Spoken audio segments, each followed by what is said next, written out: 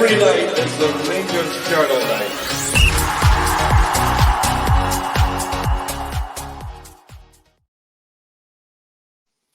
Good morning, good afternoon, or good evening, depending on when you are watching this, and welcome to Rangers Journal. This is the Lowdown, your quick 5 to 10 minute brush up on who our next opposition is. And of course, our next opposition coming up in the Europa League is Olympiacos, the side from Greece, who I'm sure many of you will know from appearing in various European competition before. We also played them in a friendly last season, as it so happened. Olympiacos are coming off the back of their own European run in the last year, where they managed to take that final step and won the Conference League. They had a great run to that final, coming from 4-1 down in one first leg tie to win 6-1 at home, which was made them the only club to overcome a 3-goal home deficit in a UEFA competition. They also beat Aston Villa 6-2 over 2 legs, which was also a really good result. And in the final, beat Fiorentina, who lost for the second year in a row, to lift that trophy. So no mugs, certainly, going into this game. Let's have a wee look at the current form of the two clubs as we go in. So as we know, Rangers managed to pull off victory against Motherwell 2-1 in the League Cup at the weekend. Both teams are coming in with 3 wins out of 4. In fact, both with 2 league ties, a cup tie, and a Europa League tie in those 4. Olympiacos are also unbeaten in 13 home games, however, which was sure to make this a tough one. However, we did go to Betis, who had a similar strong home record, and we managed to get a result there. So hopefully we can get a similar kind of idea here. As I say, in terms of head-to-head, we've only actually ever played each other once, and that was that 3-1 loss in a friendly last year. So there's not necessarily a huge amount we can take from that game. They have changed manager and have a slightly different team to back then. In terms of our league forms, we're both in similar kind of positions in the league. Rangers currently 3rd, and Olympiacos are 4th, although they are slightly closer to the top of their league than we are to ours at the moment. Moving on to what we can expect from the team. They play a fluid 4-2-3-1 formation, as you can see there. They're very aggressive out of possession. You'll find that they will press us really high and look to try and use the striker to push the ball to either side, potentially, or indeed sometimes down into the central area, where they'll look for double ups to try and steal the ball and quickly pounce on the counter. They're very dangerous on the counter attack. They've got quick wingers on both sides, but in particular, they have a very creative right side. Although the right winger does sometimes get deployed on the left. I will come on to talk about that a little bit more in our danger man section. However, with that style of play, they can occasionally get a little bit overconfident, or sometimes maybe just one player pushes the press a little too early, and that can sometimes leave them a little bit exposed in the flanks. So there are potential spaces there if we're able to weather the storm of their press.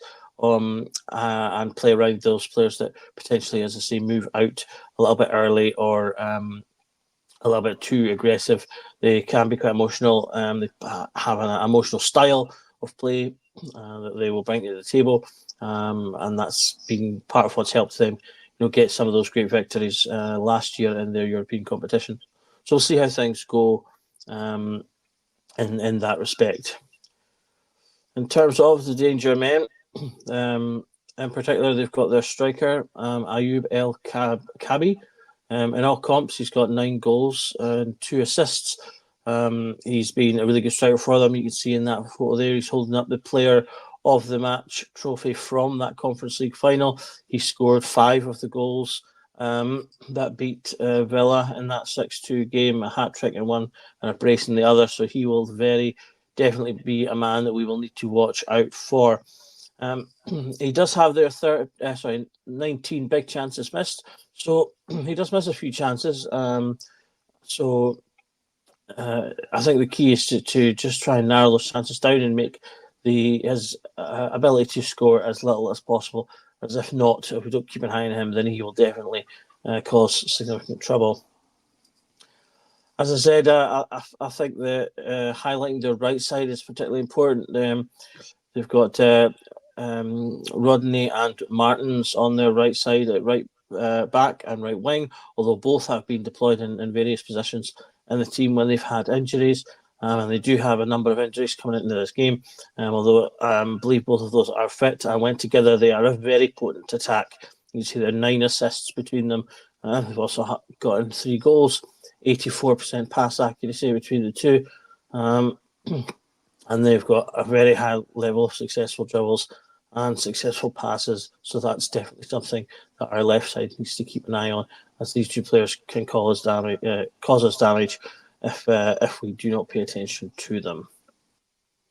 In terms of Rangers, then, in terms of what I think our starting 11 should be, as always, a large part of our 11 at the moment, I think, kind of picks itself. I do, however, feel we could see potential changes. Casemiro potentially to come in at centre back. He's strong and quick and could help to deal with some of those quick attackers. As much as I'm a known fan of Tavernier, he has been making a number of high-profile mistakes lately. I do still think he offers a lot in terms of our creative play, but it may be time in a big game like this, and considering the difficulty he had against Lyon, that perhaps Sterling could come in and just solidify up the defence for this game, which, being away, is one that we're probably going to spend a lot of time defending.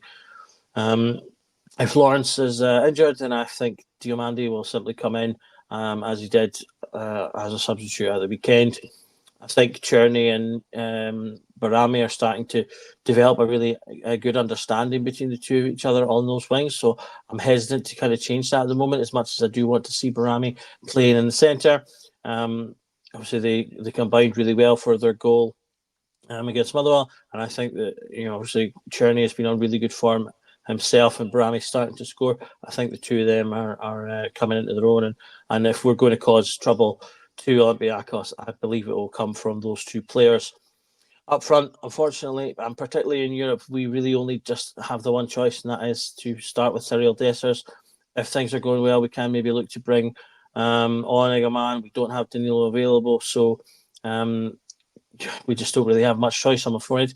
We have to hope that he produces more of a Betis performance than he does some of his more recent performances. Hopefully his goal, he is getting a goal or two recently, and hopefully that can buck up his confidence a little bit. But yeah, that's, as I say, our only real upfront option at the moment in terms of sort of realistic choices. In terms of who I think will be the danger man for us in this game, I'm going for Vaclav Cherney. I selected Barami last time. He's gotten a goal there. I hope that he can continue that form. But Cherney has really been getting into a strong vein of form for us lately. He's scoring goals. He's creating assists. He's causing teams trouble. He'd have a few more goals if his finishing was that little bit better as well. But 6 goals and 4 assists in all competitions. And in all major competitions, he's created 20 chances, 17 successful dribbles, and also 58 recoveries. He does work hard defensively as well. So I think, as I said before, I think the good things that will come from us if we are able to pull off something in Greece are going to come from probably Vaclav Cherney, and right behind him, Barami as well. In terms of prediction for the match, I think it will be a tough one. Olympiacos, obviously, Conference League champions, are no mugs. They're a good team. They beat us in that friendly. If we do not give them that respect and play to our best, then it will be a tough game. Obviously away. I'm going to say a hopeful 1-1 draw. This could be a hard one though if we don't pay attention and stay on top of things. Obviously Lyon are a level above Olympiacos, so it may not be quite to that level, but we will need to be on top of our game to get something out of this. So I'm going to say a 1-1 draw, come back with a point. I think that would be a really good result for us. Going into the Nice game, and then obviously some of our toughest games after that. So if we can do that, I think that would be a real positive. Well, just leaves me to thank you for joining me again on the Lowdown. As I say, we're going to be doing these at the head of as many games as possible to give you a quick 5 to 10 minute look at the teams coming up and what to expect from them. My name is Doug. You've been watching Rangers Journal Lowdown, and do remember that every night is a Rangers Journal night.